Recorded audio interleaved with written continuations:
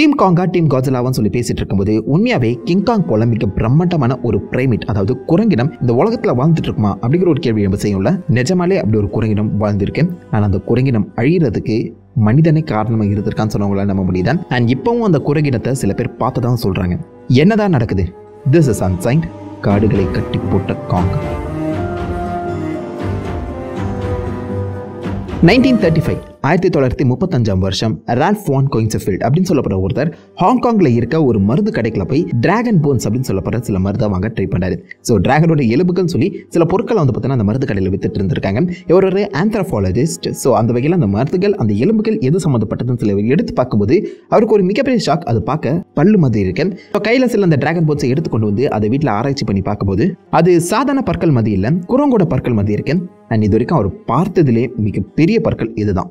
பல்லே உள்ள பெருசாக இருக்கும்போது குரங்கு எவ்வளோ பெருசாக இருக்குங்கிற ஒரு டவுட்டில் அவருடைய டீமுக்கு அதை அனௌன்ஸ் பண்ணி அந்த ஏரியாவில் கிடைக்கக்கூடிய எல்லா டிராகன் போன்ஸுமே வாங்கி அதை ரிசர்ச் பண்ணி பார்த்தா அதில் மொத்தம் 40 டிராகன் போன்ஸ் பற்களாக இருந்திருக்கு, குரங்கோட பற்களாக. அண்ட் இது வரைக்கும் அவங்க பார்த்ததுலேயே மிகப்பெரிய பற்களாக இருக்கும்போது நாம் ஒரு மிகப்பெரிய பிரைமேட் இனத்தையே கண்டுபிடிச்சிட்டோம் அப்படிங்கிற ஒரு நம்பிக்கையில் இந்த டிராகன் போன்ஸ் எங்கேருந்து வந்ததோ அந்த ஏரியாவை சல்லடை போட்டு தேட ஆரம்பிக்கிறாங்க.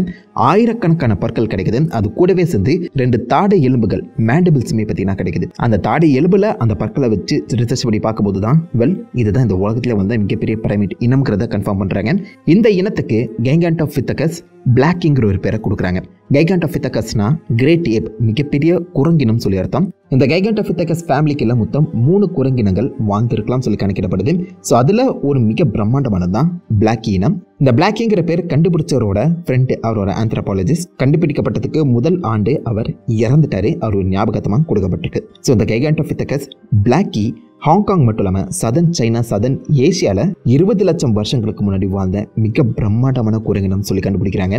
அண்ட் கடைசி 2 லட்சம் வருஷம் வரைக்கும் இது உயிரோட இருந்திருக்கணும். கிடைச்சிருக்க அந்த பற்களையும் தாடை எலும்புகளையும் வச்சு இப்போ வரைக்குமே மிகப்பெரிய ரிசர்ச்சஸ் பற்றி நான் நடந்துட்டு இருக்கேன். இது எப்படி அழிஞ்சிருக்கலாம் சொல்லி நிறைய திடுக்கிடும் உண்மைகளுமே கிடைச்சிருக்கு. அதை பார்க்கறதுக்கு முன்னாடி இந்த கைகான்டோபித்தகஸ் எவ்வளோ பெருசுன்னு பார்ப்போம். இப்போ நம்ம இருக்க குரங்குகளே மிக பெருசுன்னு பார்த்தீங்கன்னா சில்வர் பேக் கொரிலா தான், பிக் அண்ட் ஸ்ட்ராங்கஸ்டான கொரிலா.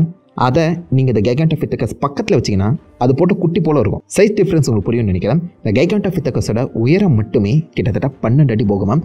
2 வளர்ந்த மனிதர்களை தோளுக்கு மேல் தோல் நிற்க வச்சிங்கன்னா எவ்வளோ ஹைட்டாக இருப்பாங்களோ அவ்வளோ ஹைட்டு இந்த குரங்கு நிமிர்ந்து நின்னான். அதே மாதிரி இந்த குரங்கோட எடை கிட்டத்தட்ட 300ல் ஆரம்பித்து 500 கிலோ வரைக்கும் போகலாம். நல்ல திடமான பலமான குரங்காக இருந்திருக்கு. இவ்வளோ உயரமாகவும் இவ்வளோ கனமாகவும் இருக்க அந்த காரணத்தினாலேயே இந்த குரங்கால மரத்தில் ஏற முடியாதான். ஸோ கீழே கிடைக்கக்கூடிய உணவு வகைகளை மட்டும்தான் இந்த குரங்கு சாப்பிட்டுருக்கு. மரம் ஏறாத குரங்காக இருந்திருக்கு. இதே நம்ம குரங்குன்னு சொல்லும்போது மனிதனும் இந்த குரங்குலேருந்து எவல்யூஷன் ஆனானா அப்படிங்கிற ஒரு கேள்வி உங்களுக்கு எழுப்போம். ஸோ மனிதன் அந்த குரங்குலேருந்து பரிணாமம் அடைகிறான். குரங்கு சம்மந்தப்பட்ட அந்த ஃபேமிலியில் மனிதனும் ஒரு பங்காக இருக்கான். மனிதனோட அந்த ஃபேமிலி ட்ரீ எடுத்து பார்த்தீங்கன்னா அதில் ஹோமினே இனத்தில் தான் அவன் ஒரு பகுதியாக இருப்பான், ஹோமோசேப்பியனா. பட் இந்த குரங்கு அதுக்கு முன்னாடியே பாங்கினின்னு சொல்லி சப் கேட்டகிரியில், சப் ஃபேமிலியில் 2 பிரிவு இருக்கு. ஸோ அந்த பாகினே இனத்தில் தான் இப்போதைக்கு ஒராங்குட்டான்ஸ்லாம் இருக்கு. ஸோ டெக்னிக்கலாக பார்க்கும்போது இந்த மிகப்பெரிய குரங்கினத்தோட ஒரு ஃபேமிலியை வந்தது தான் ஒராங்குட்டான்ஸ். ஒராங்குட்டான்ஸும் ஒரு மிக பிரம்மாண்டமான மிருகங்கள் தான். அண்ட் பாசிபிளி ஒராங்குட்டான்ஸ் மாதிரியான அந்த அம்சங்களும் மேபி இந்த குரங்கினத்துக்கு இருக்கலாம் சொல்லி எண்ணப்படுது. கொரிலாஸ் போல கருப்பா இல்லாமல் ஒராங்குட்டான்ஸ் போல சிவப்பா பாசிபிளி இந்த குரங்கினம் இருந்திருக்கலாம். சவுத் ஏசியா அண்ட் சதன் சைனாவில் இந்த குரங்கினங்கள் 20 லட்சம் வருஷங்களுக்கு முன்னாடி தரையில் கிடைக்கக்கூடிய உணவு வகைகளை சாப்பிட்டு வாழ்ந்திருக்கு. இதோடைய பற்களை வச்சு ஆராய்ச்சி பண்ணி பார்க்கும்போது இது கண்டிப்பாக ஒரு ஹெர்பிவோரா தான் இருந்திருக்கணும். அதாவது காய்கறி, பழங்கள் அண்ட் புற்களை சாப்பிட்டு வாழக்கூடிய உயிரினமாக இருந்துக்கலாம் சொல்லப்படுது. கிடைக்கப்பட்ட அந்த பல் படிமங்களில் நிறைய புல் வகைகளை பாசிபிளி இந்த மிருகங்கள் சாப்பிட்டுருக்கலாம் சொல்லி கணிக்கப்படுது.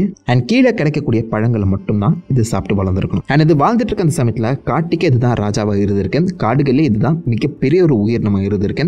எந்த ஒரு மிருகமும் இந்த மிருகத்தை தாக்காதான். ஸோ எந்த ஒரு பிரெடேட்டரும் இல்லாத ஒரு மிருகமாக தான் இது வாழ்ந்திருக்கும்னு சொல்லப்படுது.